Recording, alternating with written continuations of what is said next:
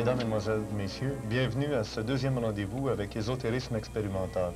On se souviendra la semaine dernière que l'ésotérisme, ça veut dire à peu près tout ce qui concerne des connaissances conservées pour une certaine élite de gens capables de comprendre, capables d'utiliser ces connaissances-là, soit pour leur plus grand bien ou soit pour le bien de l'humanité en général. Et nous sommes sur le pas d'une série sur l'ufologie, c'est-à-dire tout ce qui concerne les objets volants non identifiés, OVNI, communément appelés le monde des extraterrestres. La semaine dernière, avec Claude McDuff de UFO Québec, nous avons vu tout ce qui concerne le phénomène extraterrestre. Et je sais déjà qu'il y a des gens à la maison qui rient ou qui sourient en se disant « Ouais, les extraterrestres, ça c'est de la fumisterie, c'est de la science-fiction ». Bien justement, ce soir, on va faire le point sur la différence entre la science-fiction, proprement dite, et le phénomène OVNI, le phénomène ufologique. Il y a tout un monde de différence entre les deux. Je vous rappelle en passant que l'émission est vue dans la région de Montréal le vendredi soir, répétée le samedi après-midi à 4 h et le lundi matin à 9 h et le mercredi matin à 9 h. Je vous rappelle aussi que s'il y a des gens dans votre parenté qui s'intéressent à ces sujets-là, ben c'est peut-être encore le temps de les appeler à la maison puis de leur dire « Regardons sur le canal 9, c'est une émission qui va peut-être t'intéresser. » Parce qu'on va parler ce soir d'ufologie d'un côté et de science-fiction d'un autre côté. On va essayer de faire la part des choses. Et pour bien faire la part des choses, ben, j'ai invité des spécialistes en science-fiction et entre autres, un qui est lui à la fois spécialiste de science-fiction et à la fois spécialiste sur le phénomène ufologique, puisqu'il fait partie du groupement, lui aussi, UFO Québec, comme Claude McDuff la semaine dernière. Et j'ai nommé Norbert Spener. Bonsoir, Norbert. Bonsoir, Richard. Ben c'est ça, hein. Ça va être tout un programme aujourd'hui d'essayer de faire la marge, la distinction entre la science-fiction et l'ufologie. Norbert Spener, je pense que vous êtes directeur d'une revue. Oui, la revue Solaris. C'est une revue de science-fiction. C'est ça, une revue de science-fiction qui existe depuis 7 ans et qui est consacrée uniquement à la science-fiction. On ne retrouve pas dans ces revues-là des témoignages sur les extraterrestres ou les témoins? Non, non, pas du tout. Pas du tout. Et on va essayer de faire la différence entre les deux. D'après vous, Norbert Spener, quelle serait la marge de différence entre la science-fiction et le monde de l'ufologie? Ben, c'est que d'un côté, on a un phénomène mystérieux avec des manifestations d'apparition d'objets qu'on n'explique pas, et de l'autre côté, on est vraiment dans le domaine de l'imaginaire, dans un genre littéraire. On est dans le domaine de la création littéraire, dans le domaine de l'imagination. Ça, c'est la science-fiction? Ça, c'est la science-fiction, oui. Et pour vous, l'ufologie, c'est quelque chose de concret? C'est quelque chose de concret, oui, qu'on y croit ou qu'on n'y croit pas, mais enfin, le phénomène existe, il y a des études, etc., et puis ça fait appel à des techniques, à des recherches qu'on pourrait qualifier dans certains cas d'objectives, mais c'est pas du tout la même chose. Et malheureusement, il y a beaucoup de gens qui font la confusion. Et j'espère qu'aujourd'hui, on pourra arriver à faire la frontière entre les deux, parce que la science-fiction peut s'inspirer au point de vue thématique de l'ufologie, mais c'est pas du tout la même chose. Et j'espère qu'on réussira à faire la lumière sur les deux domaines et comment ils se séparent. Parce qu'on peut croire ou ne pas croire au phénomène ufologique, mais la science-fiction, c'est pas une question d'y croire ou de pas y croire, c'est une... Non, c'est une forme de littérature. On lit un roman de science-fiction comme certains lisent du roman policier ou d'autres lisent du roman d'amour ou du roman réaliste. Pourquoi on écrit de la science-fiction, pourquoi on en lit? Bon, il y a une foule de raisons à ça, mais c'est vraiment, comme dit le terme, de la science-fiction. On est dans le domaine fictif, de l'imaginaire, c'est-à-dire que tout est possible. Mais ce qui confond peut-être les gens, c'est qu'il y a le terme science en avant. Il y a le terme science et puis bon, il y a aussi le cinéma qui va jouer sur différents tableaux, parce que dans la science-fiction, il est question d'extraterrestres. Quand on parle d'ufologie, on parle aussi d'extraterrestres. Et alors pour les gens, ben, c'est toujours de l'extraterrestre. Alors où est la différence entre la réalité et la fiction? Et quand on accuse certains témoins d'ufologie, par exemple, de raconter des histoires de science-fiction, évidemment, ça aide pas du tout à faire la différence entre les deux. C'est une confusion permanente. C'est ça. Et un autre invité qui lui aussi est directeur d'une revue, la revue qui s'appelle Imagine. Il se nomme Jean-Marc Gouanvic. Bonsoir Jean-Marc. Bonsoir. Et de votre côté, directeur d'une autre revue de science-fiction. Celle-là aussi, c'est de la science-fiction. Absolument, oui, et uniquement de la science-fiction. Il est évident qu'on ne peut pas traiter des extraterrestres comme on le ferait dans une revue d'ufologie. Et pour nous, la science-fiction, c'est évidemment un thème littéraire à part entière, et je crois que le mot littéraire est très très important. On est aussi du côté imaginaire, à 100% cette fois-ci. Le problème, pour nous, ne se pose pas, je dirais pas du tout même, de savoir si les extraterrestres existent ou n'existent pas. Ils existent dans la science-fiction et ça nous suffit, et nous nous en servons de la meilleure manière que nous pouvons, et celle que nous croyons juste. Et est-ce qu'on ne pourrait pas vous reprocher d'utiliser le phénomène ufologique pour, justement, à notre époque où on devient très, très scientifique, on s'en va, on met des hommes sur la Lune, pour exploiter la crédibilité des gens, les amener dans une impasse, leur montrer que peut-être, finalement, les extraterrestres, ça vient de l'imaginaire? C'est ça. C'est peut-être quelque chose d'un danger qui peut exister, mais je crois qu'il faut commencer par dire, quand on parle d'extraterrestres, commencer par dire que les extraterrestres sont des créatures imaginaires qui ont existé même chez les Grecs. C'est pourquoi on peut actuellement donner beaucoup d'importance aux extraterrestres, en particulier dans le cinéma. Il n'empêche qu'ils existaient déjà sur le papier. Alors la question c'est de ça. Vous pouvez me donner un exemple? Vous me dites les extraterrestres déjà chez les Grecs. Oui. Les extraterrestres, là, les extraterrestres. Les êtres qui viennent d'ailleurs. Le récit, oui, le récit le plus évident, c'est l'histoire véritable de Lucien Samosate au IIe siècle de notre ère. C'est un cas, il y a des lunaires, il y a des solaires dans ces récits-là, des habitants de la Lune et des habitants du Soleil. Bien sûr, ils ne sont pas vus comme nous, aujourd'hui, on voit les extraterrestres, mais là n'est pas le problème, c'est pas la question du tout, ils existent, donc. Et puis, on va peut-être en reparler tout à l'heure, mais pour continuer dans la même idée, il existe, après ce premier récit, peut-être le premier, c'est encore contestable, je ne sais pas, beaucoup d'autres récits, jusqu'à nous, en particulier au XVIIIe siècle, XVIIe siècle, XVIIIe siècle, des récits de science-fiction, je crois qu'on peut déjà dire, science-fiction à cette époque-là, qui font intervenir des extraterrestres. Des récits très connus. Par exemple, Voltaire a écrit un récit, un conte philosophique qui s'appelle Micromégas. Micromégas, c'est un extraterrestre, un habitant de Sirius. Ah bon? Oui. Alors, où commence, si vous voulez, où la science-fiction intervient-elle, où l'ufologie intervient-elle, enfin, moi je serais plutôt tenté de dire que les extraterrestres sont un thème littéraire très très ancien, et que peut-être maintenant l'utilise-t-on d'une certaine façon. Mais je ne suis pas ufologue. Nous avons un écrivain en science-fiction, celui qui, du Québec, vient de faire paraître un livre. Je pense qu'on va en entendre beaucoup parler dans les mois à venir. Il se nomme Jean-Pierre April. Bonsoir, Jean-Pierre. Bonsoir. Et tout un thème comme... on voit ici la couverture, presque en primeur même, de ton tout dernier livre. Ça, c'est de la science-fiction. Et déjà, par la couverture, on remarque tout de suite qu'il s'agit évidemment de choses irraisonnables ou impossibles. Oui, c'est à la fois impossible, mais à la fois plausible aussi, parce que je me base, dans la plupart des cas, sur des faits qui arrivent dans notre réalité concrète. Pour moi, la science-fiction, c'est un peu un point de vue extérieur qui nous permet de mieux considérer l'humanité, qui nous permet de mieux voir les grandes lignes de l'humanité, de l'évolution présente. Et votre histoire avec on voit très très bien le stade olympique de Montréal. C'est quoi, en gros, là, sans tout nous dévoiler? Oui, bon, ben, je peux peut-être me baser là, sur ce qu'on aperçoit sur la page couverture. Il s'agit en fait du stade olympique qu'on connaît bien, qui, dans l'histoire, s'avère être un astronef. C'est-à-dire que les extraterrestres sont venus sur la Terre et veulent se faire construire un nouveau vaisseau pour regagner l'espace. C'est la seule possibilité qui leur vient à l'esprit, c'est de faire construire cet engin-là qui est très spécial par quelqu'un qui en a les moyens. Donc on peut penser à un personnage très connu dans notre politique actuelle. Et puis finalement, c'est un peu l'idéologie des grandeurs que j'essaie de parodier, que j'essaie de travailler de toutes sortes de façons plus ou moins subversives, plus ou moins amusantes, là, à travers justement cette image-là qui est du domaine public. Formidable. Mais déjà, on remarque toute la nuance entre l'imaginaire de la science-fiction et une certaine forme de réalité scientifique dans l'ufologie.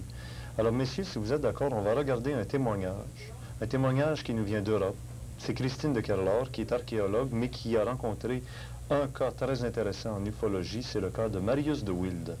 Remarquez, mesdames, messieurs, que son histoire est basée sur des faits établis scientifiquement. On a étudié le cas Marius de Wilde. Vous allez entendre toute l'histoire de Marius de Wilde et on touche de très très près des domaines que la science-fiction chérit tout particulièrement. Alors, on écoute cette histoire-là et après, on pourrait peut-être s'en servir pour faire la marge entre l'ufologie véritable et la science-fiction. Et que nous acceptions ce qui est. Alors, dans ce nouveau livre, Les extraterrestres des Andes, j'ai fait une relation entre tout ce que nous possédions de documents.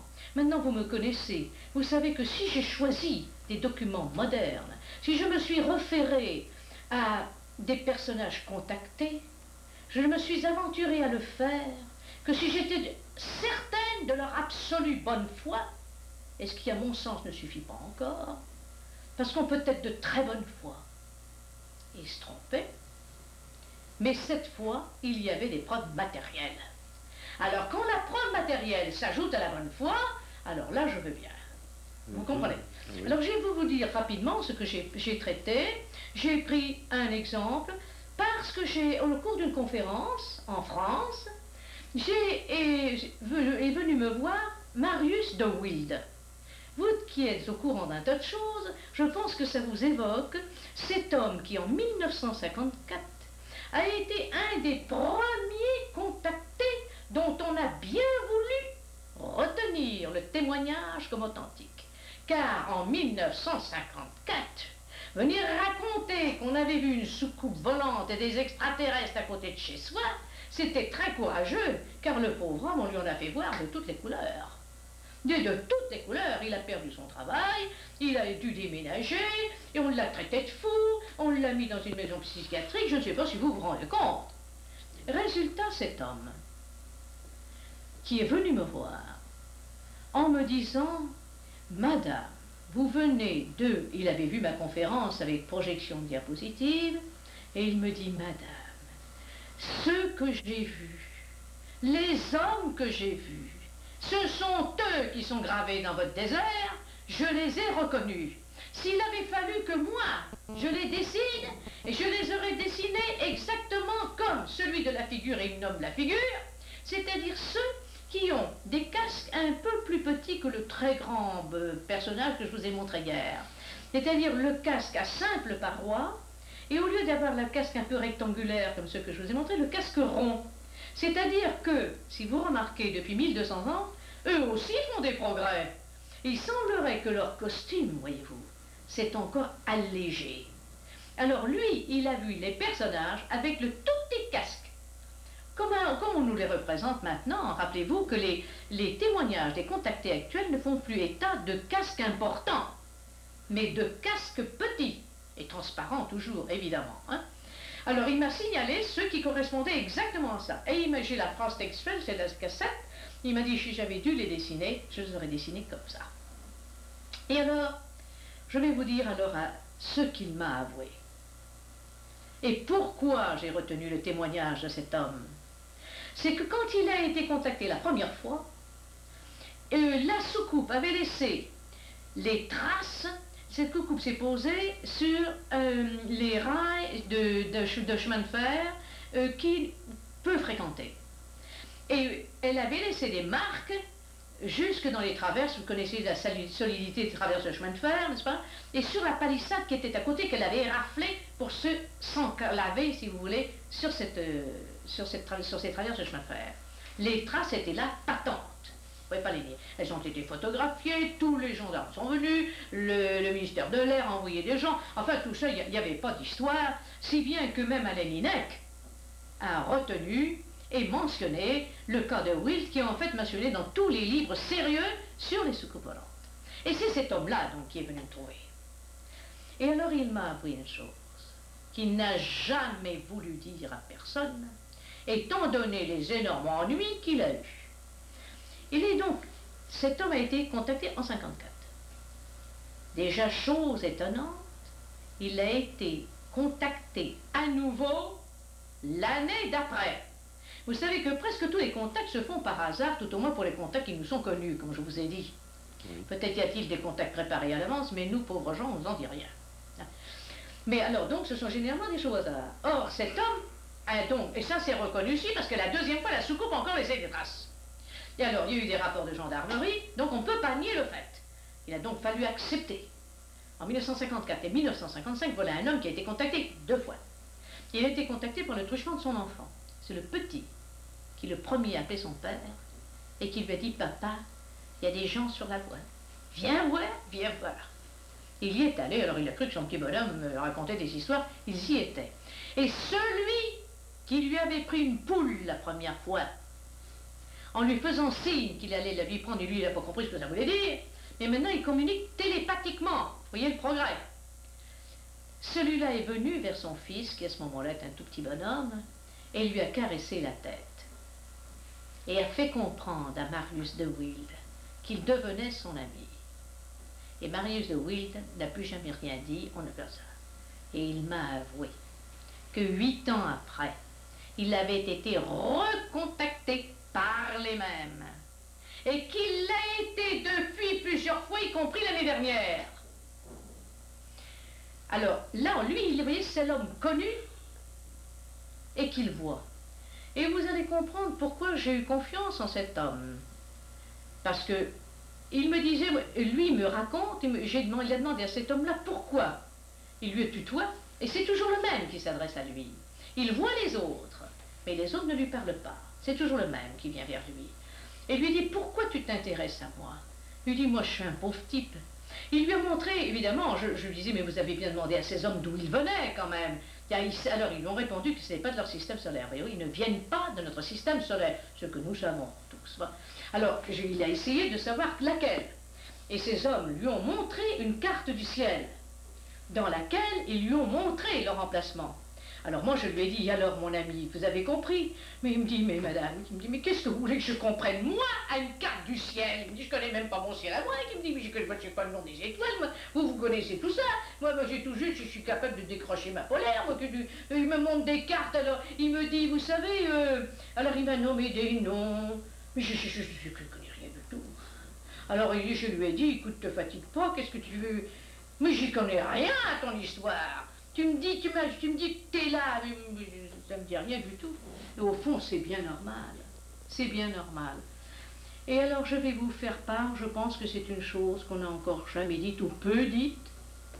Il m'a avoué que maintenant, il le matérialisait et le dématérialisait à volonté.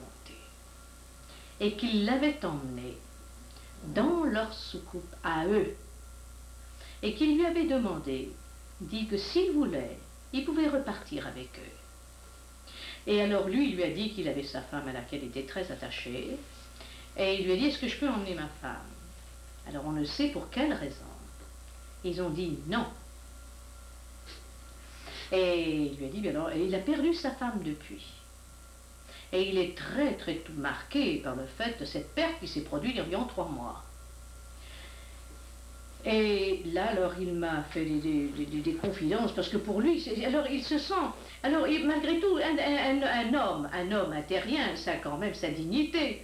Alors, ça l'ennuie un petit peu, parce qu'il me dit, vous savez, un jour, je lui dis, mais dis donc, toi, qui lui dit, tu te sers de moi comme ça te plaît, parce qu'il se matérialise devant lui, quand il veut. L'autre. Alors, et puis, ils ne vieillissent pas. Alors, je lui ai posé des tas de questions pour le faire parler. Alors il me dit, ben oui, voilà, il me dit oui. Par exemple, la dernière fois que je l'ai vu, je lui ai dit, dis donc toi, pourquoi toi t'es toujours beau? Tes cheveux sont toujours noirs. Moi, depuis que je te connais, regarde comment je perds mes dents, je suis vieux. Mais il dit, si tu reviens encore me voir dans 7 ou 8 ans, tu sais, je serai complètement grand œil. Alors, l'autre lui a dit, et oui, il a les manches chauds, il a eu un accident de travail. Et il paraît qu'ils lui ont dit, nous ne pouvons pas te remettre ton bras maintenant. Ce n'est pas l'heure. Mais nous te le remettrons, tu auras ton bras, en 1980.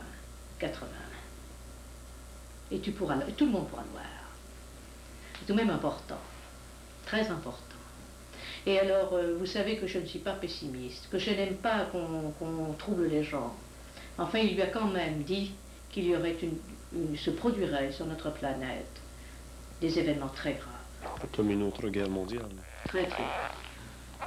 Qui causerait la mort de plusieurs millions d'hommes. Un tiers de la Terre. Encore une fois. Encore une fois. De ce nouveau livre. C'est un témoignage qui ressemble presque à un récit de science-fiction. Ça n'a presque pas l'air naturel. Ça dépasse, ça déborde même. C'est gros bon sens. Oui, si un écrivain de science-fiction racontait cette histoire-là, il pourrait le faire, parce qu'effectivement, il y a beaucoup d'éléments que l'on retrouve dans la science-fiction. J'ai l'impression qu'on considérerait ça comme un très mauvais récit de science-fiction. C'est parce que c'est le genre de situation, il y a un tas d'éléments là-dedans, pouvoir psy, déplacement, apparition, le petit extraterrestre. Voyage dans le temps. Voyage dans le temps, qui sont littéralement des clichés dans la science-fiction. Bon. Alors moi, ça m'amène, je pense à ça, je regarde ça, et puis je pense au livre de Bertrand Meeust, qui d'après moi a peut-être établi de façon la plus intelligente le lien qu'il peut y avoir, si lien il y a entre science-fiction et soucoupe volante. Bon, d'une part, on a des extraterrestres produits de l'imagination, comme par exemple, bon, on a peuplé la Lune de toutes sortes de créatures, Mars, Vénus, etc. Et puis on sait par les sondes actuellement que sur ces planètes-là, il n'y a pas de forme de vie de cette espèce-là en tout cas. Bon. Donc c'est vraiment des produits de l'imaginaire. Puis de l'autre côté, on a des gens qui affirment avoir rencontré, vu, être en contact avec des extraterrestres et puis auxquels s'intéressent des savants, différents spécialistes, etc. Bon. Bertrand Meeust, lui, a trouvé qu'il y avait peut-être un lien dans la mesure où les manifestations de ce qu'on appelle les ovnis, là, et puis de ces extraterrestres, entre guillemets, suivaient un certain, je vais employer un terme anglais, pattern. Scénario. Oui, une certaine forme. C'est-à-dire, par exemple, à la fin du 19e siècle, dans les récits de science-fiction, on avait des engins curieux en forme de dirigeables avec des superstructures, etc. Bon. Les vagues de soucoupes volantes, d'objets volants non identifiés, qui ont eu lieu quelque temps après, ben, les gens voyaient ce qui correspondait à l'imagerie de la science-fiction. Dans les récits de Jules Verne, Robida et d'autres, etc. Bon. Ensuite, la technique ayant évolué, on voit apparaître des disques, on voit apparaître des cigares, bon, dans les récits de science-fiction. D'ailleurs, ce récit qu'on voyait à l'écran. Oui, ou dans les films, par exemple. Bon. Et les ovnis se sont manifestés ensuite de la même manière. C'est comme si les intelligences, au sens large du terme, qui sont derrière le phénomène, puisaient dans notre bagage culturel, dans notre imagerie, en quelque sorte, pour se manifester de façon compréhensible. Alors, la théorie de Meeust, c'est qu'il y a un lien entre notre imaginaire, entre notre littérature, nos symboles, nos archétypes, etc., parce qu'il y a quand même tout un ensemble là, et le phénomène. Mais dans le cas de Wild, là, ça s'écoute comme un récit de science-fiction, sauf que lui prétend que c'est vrai, et je crois que c'est toute la nuance du monde. Oui, c'est ça. Maintenant, dans la science-fiction, je me demande si vous ne devez pas être aussi scientifique, c'est-à-dire ne pas arriver avec des choses complètement abracadabra. Que ce soit même, Jean-Pierre, avec le stade olympique qui s'envole, derrière ça, il y a des données scientifiques.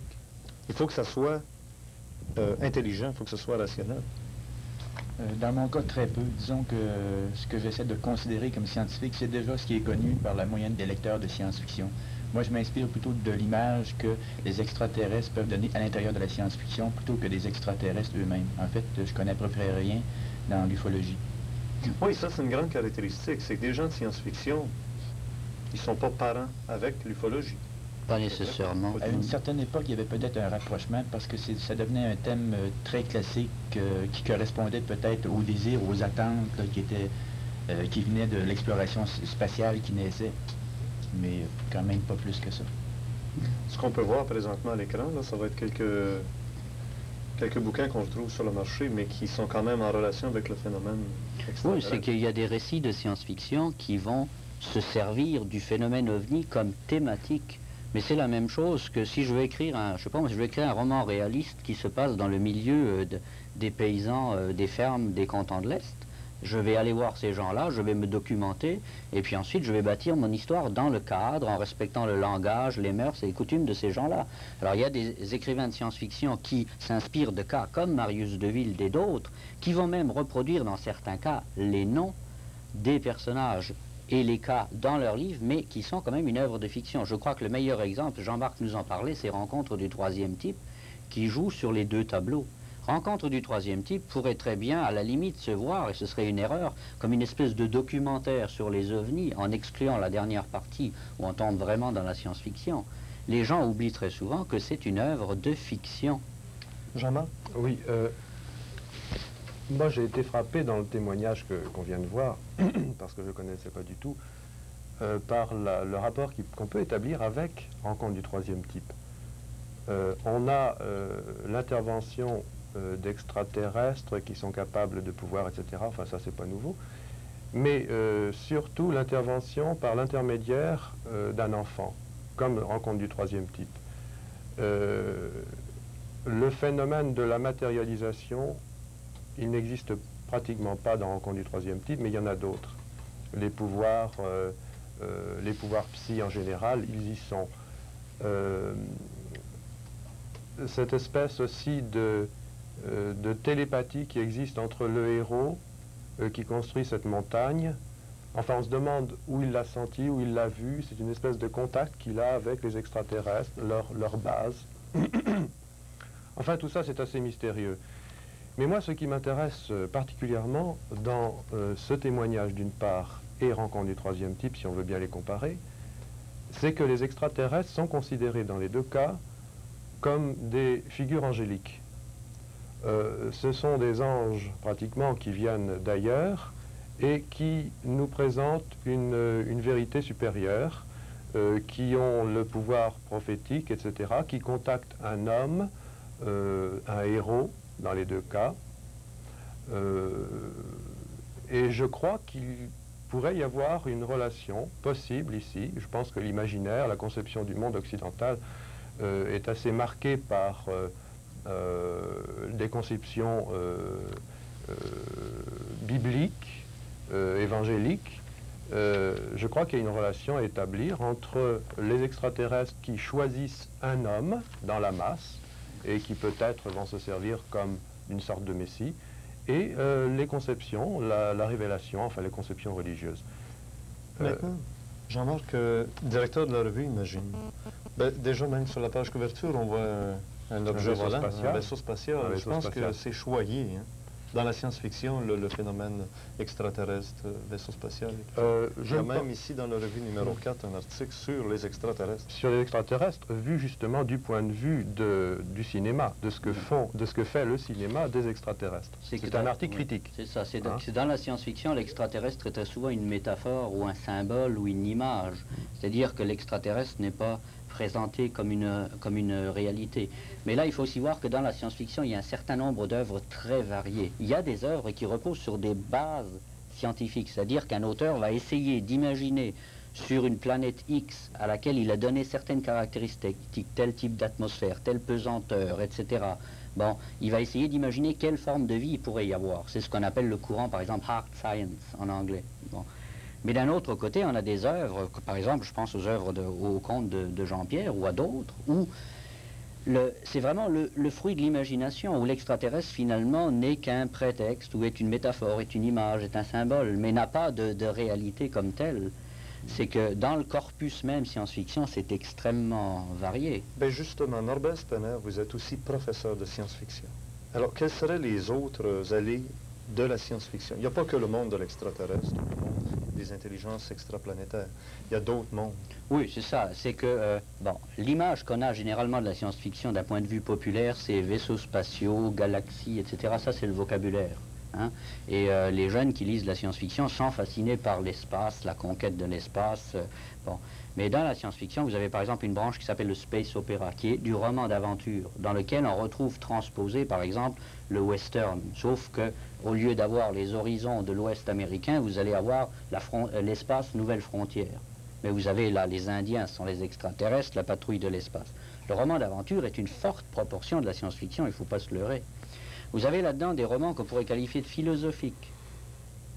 avec des éléments sociologiques, où on va parler de linguistique, on va parler de toutes sortes de problèmes. En fait, la science-fiction, à la limite, elle touche à tout.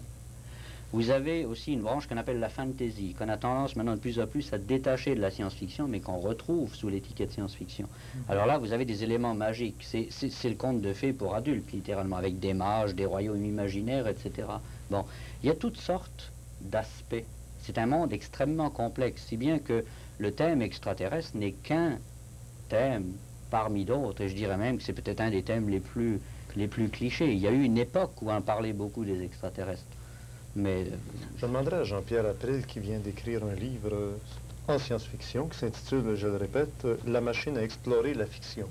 Mais Jean-Pierre April, est-ce que par la science-fiction, c'est pas de la subjectivité qui passe, alors que dans l'ufologie, ce serait beaucoup plus de l'objectivité, les faits avant tout, et en science-fiction, c'est l'individu qui par subjectivité amène ce qu'il a dans la tête. Oui, exactement. Puis il y a un thème moderne aussi qui pourrait justement nous faire penser que ce qui compte, c'est l'univers intérieur. Parce qu'en fait, au tout début de la science-fiction, c'était ce qui était visible, ce qui était matériel, ce qui était palpable qui comptait.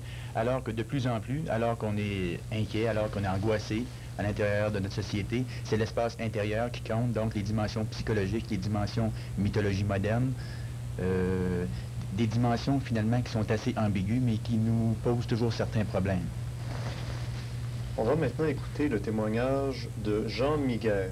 Alors Jean Miguer, c'est un Français qui a eu un contact dans les années 69-70 avec des extraterrestres. Il est revenu à la suite d'un accident d'automobile où il s'est fait démolir en pièces, mais il est revenu quand même sain et sauf grâce à l'intervention d'un extraterrestre, nous dit-il. Ça a presque de l'air de science-fiction, hein? C'est vraiment là, cousu de fil blanc ou presque. Ouais. Hein? Oui. Il faudra d'ailleurs revenir sur le thème, le mot extraterrestre, parce que rien ne prouve encore jusqu'à nouvel ordre que les occupants d'OVNI sont des extraterrestres. Ah oui, il y a ça aussi. Et dans le témoignage de Jean Miguer, ben, on va aller très loin, parce que lui, avec son contact avec l'extraterrestre, il a appris, et il le dit lui-même, il endosse, que l'extraterrestre lui avait dit il y a des programmés, des contactés, des manipulés chez les êtres humains par ces puissances extraterrestres. On écoute son témoignage qu'il donnait lors d'une conférence à Montréal. Jean Miguel. Oui. La première, dans votre livre, il y a un message qui me semble assez important des extraterrestres qui dit que 2 millions de terriens ont déjà été programmés. Souvent sans s'en rendre compte, et quel serait le but de cette programmation. Et on dit aussi que vous pouvez les reconnaître, ces programmés, et comment? Oui. Effectivement, et je dois quand même tout de même mettre une chose au point tout de suite, pour les personnes qui ont le livre dans la salle et qui viennent d'en faire l'acquisition. Mon livre, pour être assimilé par le cerveau humain, il faut que pour le récit, pour qu'il lui paraisse cohérent, il faut lire ce livre du début jusqu'à la fin, sans louper une seule ligne, sans louper un seul mot. Alors les gens qui viennent de faire l'acquisition et qui n'ont pas encore lu mon livre ne peuvent pas, vous m'excuserez, je vais répondre à votre question, mais ne peuvent pas néanmoins se permettre d'ouvrir mon livre à n'importe quelle page, de lire une ligne et de me poser la question sur une ligne. C'est comme si vous courez derrière le métro pour le prendre en marche, c'est pas possible. Alors, c'est extrêmement... Non, mais je dis cela pour mettre les choses au point, pas pour vous peut-être spécialement, mais pour toute la salle. Les gens qui n'ont pas encore lu ce livre, ce n'est pas possible de poser les questions qu'il y a dans le livre. Mais néanmoins, je vais tout de même répondre à votre question. Effectivement, j'ai appris, à l'époque où j'ai été contacté, c'est-à-dire en 1969, ça fait déjà 9 ans. Au mois d'août de cette année, ça fera 9 ans. Ça fait donc déjà un bon moment. Qu'à l'époque, il y avait sur Terre 2 millions de personnes programmées par eux, souvent à leur insu, souvent sans le savoir. Et s'il y avait 2 millions en 69, ça veut dire qu'en 78, il y en a beaucoup plus. Dans quel but programmés? Et pourquoi sont-ils programmés? Et qui sont les programmés? Eh bien, les programmés sont des gens qui ne le savent pas, comme je vous dis, certains le savent, d'autres ne le savent pas. Et je remarque qu'autour de moi, il y a des gens qui viennent me prêter main forte, qui viennent me prêter leur aide, pas leur aide financière, je demande d'argent à personne. Moi, je ne suis pas percepteur. Mais qui viennent apporter leur aide morale, leur aide comme l'a fait Richard Glenn. Je suis arrivé dans son pays, je suis un étranger qui arrive dans son pays, il m'a amené chez lui, il m'a fait manger, il m'a fait dormir chez lui. Ça, c'est une aide. Et c'est une aide morale, c'est une aide matérielle, c'est une aide morale. Et ça m'a fait plus chaud au cœur que chaud au ventre de la soupe que j'ai mangée chez lui. Eh bien, cela pour dire que il y a des gens comme Richard Glenn qui m'aident sans savoir pourquoi. Je ne veux pas dire par là que spécialement Richard Glenn est un programmé. Mais je dis tout simplement que je m'aperçois qu'autour de moi, tel que me l'ont dit les extraterrestres, les aides que j'ai besoin se présenteront sur mon chemin au fur et à mesure de mes besoins, sans que je le demande, sans que je les recherche. Sans les rechercher. Et donc, il y a des personnes qui font des choses pour m'aider, ou qui font des choses même pas pour m'aider, même autre chose, qui font des choses dans le but même des extraterrestres, dans la finalité des extraterrestres, sans savoir vraiment pourquoi elles le font. Eh bien, ces personnes, si elles ne contrôlent pas leurs faits et gestes, il y a de grandes chances pour qu'elles soient, sinon programmées, du moins manipulées. Vous en concevrez. Donc, le but de cette programmation, c'est d'aider justement les contactés. Et pas seulement les contacter, c'est de faire des choses qui sont programmées par eux, c'est de faire des choses dont on est déjà programmé, dont on doit faire et qu'on doit faire, et on le fait infailliblement.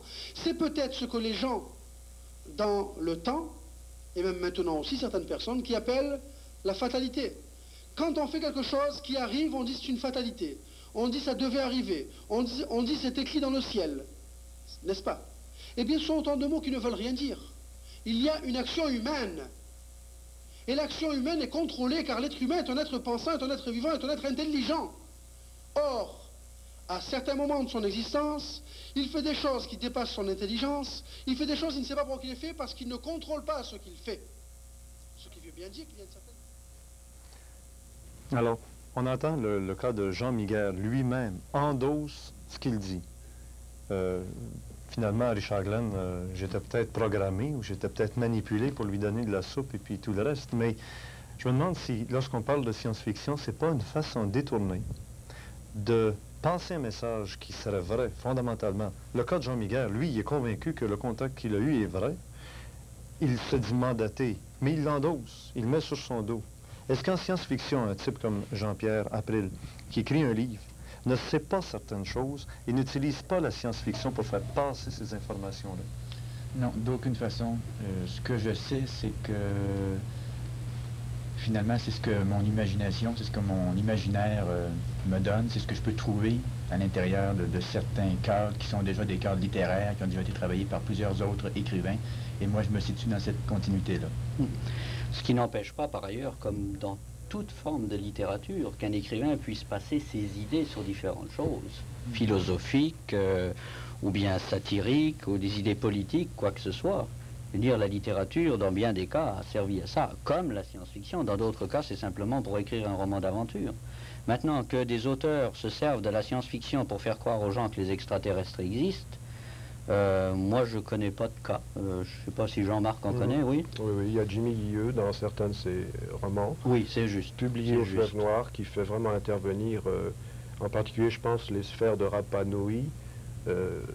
C'est un petit roman dans lequel les extraterrestres ont une base sous l'île de Pâques et ils vivent dans l'eau, ils sont capables de vivre dans tous les milieux. Enfin, vous parlez de Jimmy Guilleux, on l'a déjà reçu sur une série d'émissions précédentes et il nous disait effectivement qu'il utilise la science-fiction, l'anticipation, tout ça pour passer des informations. Oui, et je voudrais... Il est enquêteur lui-même voilà, pour Ouranos. Ouranos. Et je voudrais ajouter que ce n'est pas une impression personnelle qu'on a, hein, cette impression-là. C'est une impression très objective en ce sens que en bas de page, il y a des notes qui disent « ce fait est avéré ». Et puis il donne la référence. C'est juste, oui. Ce sont des choses qui sont... D'ailleurs, même dans le milieu de la science-fiction, on aurait tendance à dire de Jimmy Guilleux que c'est un procédé malhonnête parce qu'il entretient de façon très, comment dire, consciente et calculée la confusion par justement ces notes, ces références. Et évidemment, je me demande pourquoi je l'ai oublié celui-là. Mais c'est vraiment le cas type de l'écrivain qui joue sur les deux tableaux et qui essaie de vendre de la marchandise, autant en science-fiction qu'en ufologie, en mêlant les cartes. Comment aider les gens, Norbert Spanner, à dissocier la science-fiction du phénomène ufologique? Comment les aider?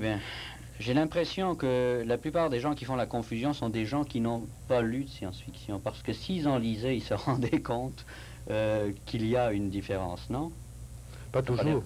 précisément parce qu'il y a énormément de cas. Oui, il ne faudrait pas lire du Jimmy Gueux. Il faudrait, dans une certaine mesure non plus, ne pas aller voir Rencontre du troisième type. Il y a énormément de récits. Il ne faudrait pas lire 1986, Mission Fantastique, parce que là aussi, il y a une ambiguïté.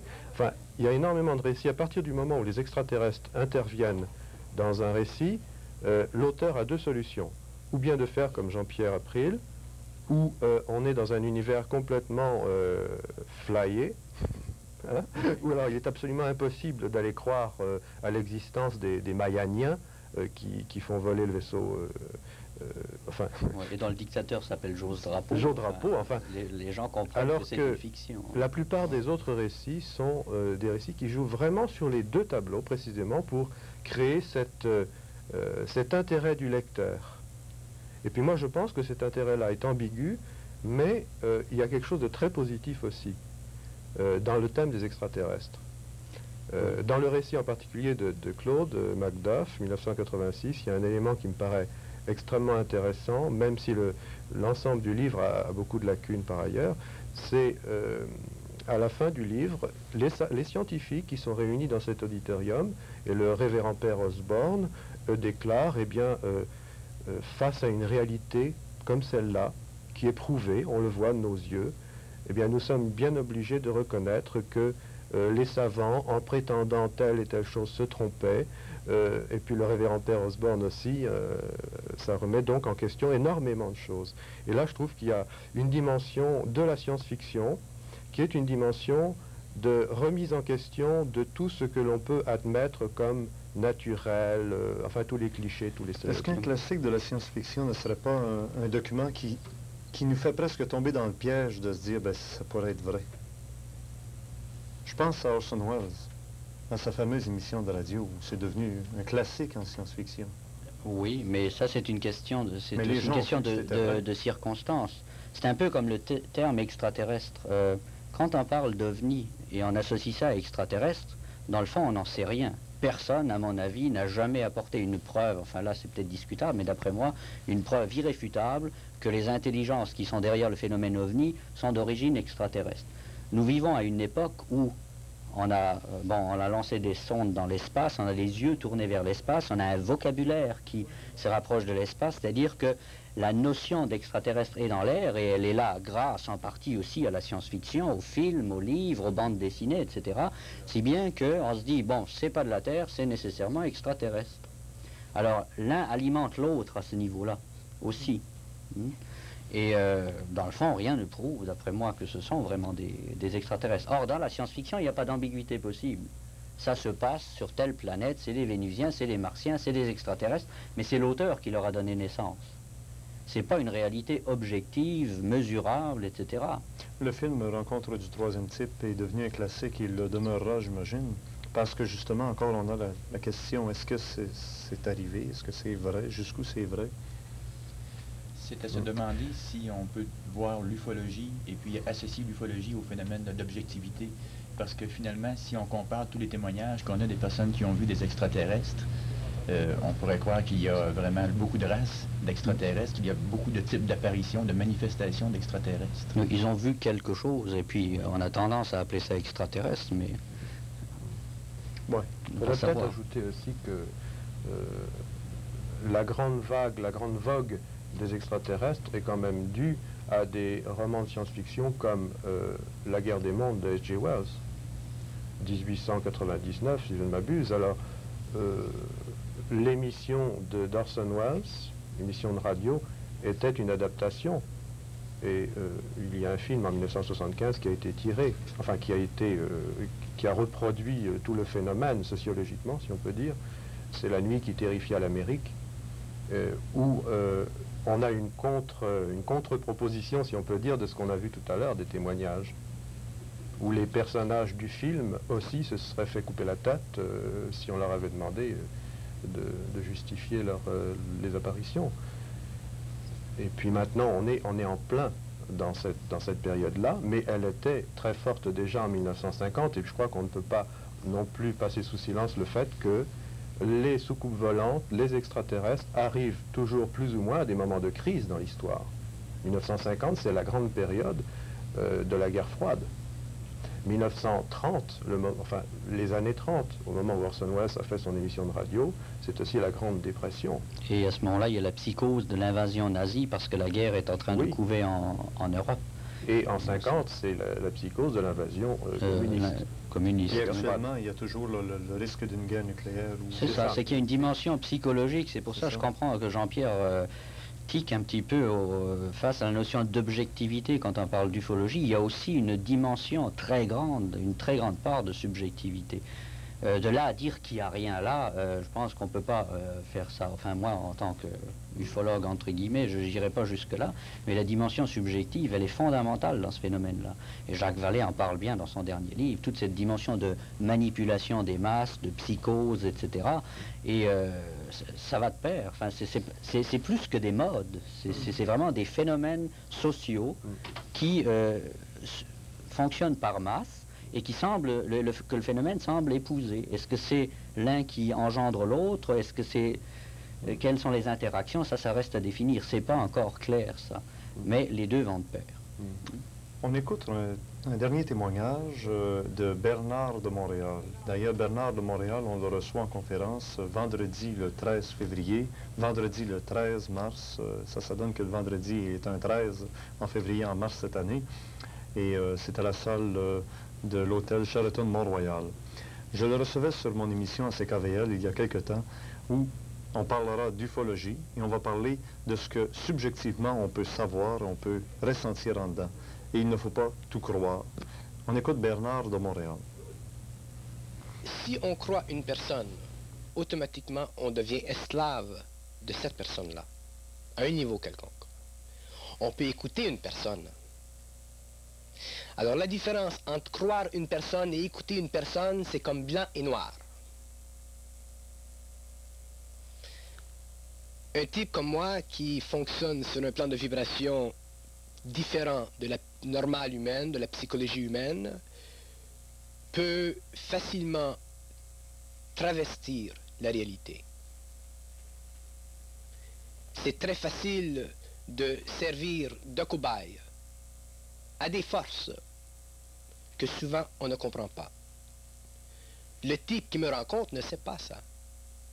Le type qui me rencontre ne connaît pas le processus par lequel moi j'ai passé pour être sûr de moi-même. Moi je suis bien dans ma peau, mais lui ne sait pas, ne connaît pas les conditions de la qualité de ma réception et de ma communication. Alors la première chose qu'il doit faire, c'est d'écouter. Si c'est intéressant, ça va. Si c'est banal, ça va. Mais de ne jamais croire. Il ne faut pas croire des gens comme nous. Il ne faut pas croire les gens qui ont des contacts avec les plans suprasensibles. Il faut les écouter et les accepter si on se sent bien avec eux et les foutre à la porte si on se sent mal. Et ça, c'est important. Ça, c'est plus important que toute l'information que je peux donner sur le triangle des Bermudes. Parce que c'est là que ça se joue. Il y a des gens qui sont assez sensibles en dedans pour sentir qu'un personnage est bon. Il est consistant, il est bon. Ça va, on est à l'aise. C'est vibratoire, il y a une sympathie.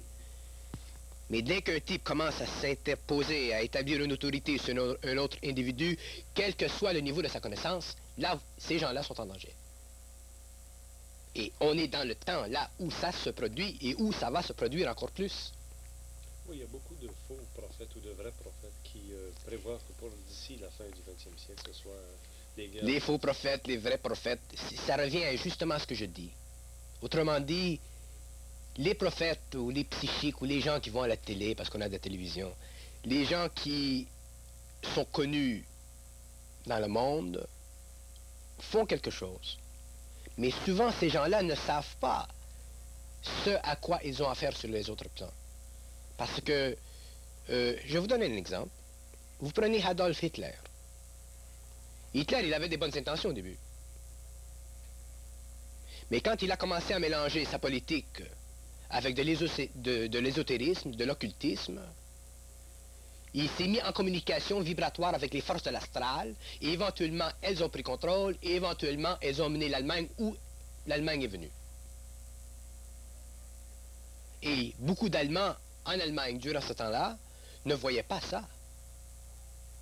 Il y a même un grand psychologue qui a fait partie du mouvement nazi en Allemagne. Pourquoi? Parce qu'ils ont cru. On ne peut pas se permettre de croire. Et dans le temps qui vient, on ne peut pas se permettre de croire même les extraterrestres.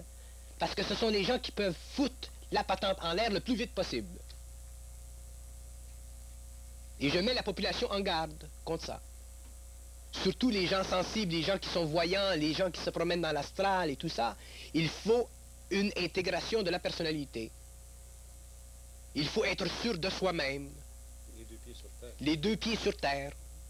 Je comprends qu'il y a des gens qui prennent des fuites vers les mondes spirituels, et ça c'est normal, parce que quand on commence à être touché, on devient spirituel, on veut faire du bon, on veut aider l'humanité, mais éventuellement on doit redescendre et prendre racine dans la terre et garder la tête où elle est, pour qu'il y ait une balance. Et à ce moment-là, on peut faire un travail qui est normal, qui est sympathisant, et qui ne chambranle pas les choses, pour rien. La nuance serait plus facile à faire entre maintenant la science-fiction, l'ufologie. Peut-être c'est en lisant dans l'ufologie. Pour lire dans l'ufologie, il y a des revues qui existent. Vous en êtes déjà au numéro 6, non, imagine. Hein? Ça, c'est en science-fiction. Oui, c'est ça. Déjà au numéro 6, le numéro 7 va paraître dans un mois, à peu près. Et, où est-ce qu'on peut se la procurer? À quelle adresse? Eh bien, ces revues-là, de toute façon, on peut se les procurer surtout par abonnement. Alors, l'adresse, je crois qu'on peut la donner par ailleurs. Mais actuellement, nous essayons, aussi bien Solaris d'ailleurs qu'Imagine, de nous faire connaître à dans des dimensions du pays, l'ensemble du pays. Il y a des distributions en librairie, il y a de la publicité qui se fait dans par plusieurs médias. Imagine est une revue du Québec. Oui, oui, absolument. Oui, oui, ici, avec des écrivains d'ici, avec des graphistes d'ici. Exactement. Elle est dirigée par un collectif de 7 écrivains, critiques, dessinateurs. Je peux peut-être mentionner leur nom. Alexandre Amprimoz, qui est du Manitoba, qui est un écrivain, poète, un critique. Il y a Jean-Pierre April, qui est ici présent, donc écrivain de science-fiction, et qui fait aussi de la critique dans les pages d'Imagine. Il y a Esther Rochon, qui a déjà publié des livres, qui ont eu un excellent écho critique. Il y a Michel Bellil, qui maintenant a fondé une petite maison d'édition, qui s'appelle les éditions Chasse-Galerie, qui publie aussi plusieurs livres dans des maisons d'édition, comme le Cercle du Livre de France. Il y a Jean Pelchat, qui est spécialiste des arts visuels, mais qui écrit également de la science-fiction. Je crois que je n'ai oublié personne. Eh bien, bravo. Alors, longue vie à la revue Imagine. Merci beaucoup. Merci Jean-Marc Gouarich d'avoir participé à notre émission aujourd'hui sur la science-fiction. D'autre part, nous avons ici en studio un écrivain, Jean-Pierre April. Votre premier bébé ou... Oui, c'est mon premier. Votre premier bébé. C'est un recueil de nouvelles qui contient 7 textes et qui contient aussi un article qui présente la science-fiction québécoise qui est en train de pousser présentement. Et puis ça apparaît dans la première collection de science-fiction au Québec, aussi la collection Chronique du futur qui est dirigée justement par Norbert. Et puis cette collection-là a lancé 2 titres, le mien et celui d'Elisabeth Bonarbeau, qui s'intitule L'œil de la nuit, qui lui aussi est un recueil de nouvelles. Bonne chance Jean-Pierre, j'espère qu'il y en aura d'autres qui vont venir. Sûrement. Parce que si vous collaborez à une revue comme la revue Imagine ou même la revue Solaris, c'est qu'il y a beaucoup de choses. Oui, d'ailleurs, il y a un texte justement qui va paraître dans le prochain Imagine qui s'intitule Le fantôme du forum et qui est en quelque sorte un hommage assez irrespectueux à Guy Lafleur. Assez irrespectueux. Oui, ça promet. Et d'autre part, Norbert Spener, directeur de la revue Solaris, celle-là, elle est plus ancienne. Ah oui, c'est l'ancêtre du genre. Ça, on est dans la 7e année, on s'apprête à publier le 37e numéro. Alors c'est une revue dans laquelle on trouve des récits de science-fiction, des critiques de livres, des critiques de films. On commence à mettre un peu de bande dessinée. Enfin c'est très varié. Puis ça devrait plaire aux amateurs. Alors elle est surtout disponible par abonnement. Si on veut avoir d'autres renseignements, eh bien on écrit à l'adresse qu'il y a. Vous pouvez aussi communiquer avec nous si la chose vous intéresse à l'adresse que vous voyez présentement. Soit nous faire connaître des observations, des témoignages personnels sur le contact ou le phénomène OVNI. Et d'autre part, bien, vous pouvez aussi, si la chose vous dit, venir aux conférences de Bernard. J'y suis à chaque premier ou deuxième vendredi de chaque mois. Donc, vendredi le 13 février et vendredi le 13 mars à la salle Sheraton Mont-Royal à Montréal. Bernard est toujours là. C'est un contacté d'une espèce un peu spéciale. C'est pour cette raison que je ne me gêne pas pour vous le présenter comme ça à chaque mois. Alors, c'est un rendez-vous ainsi toutes les semaines avec l'ésotérisme expérimental. La semaine prochaine, l'ufologie et la science. Point. Et cette semaine, je remercie nos invités qui sont venus pour cette émission avec l'ufologie et la science-fiction. J'espère que maintenant c'est clair, la différence entre les deux. Merci Jean-Pierre April, Norbert Spener, Jean-Marc Gouanvic.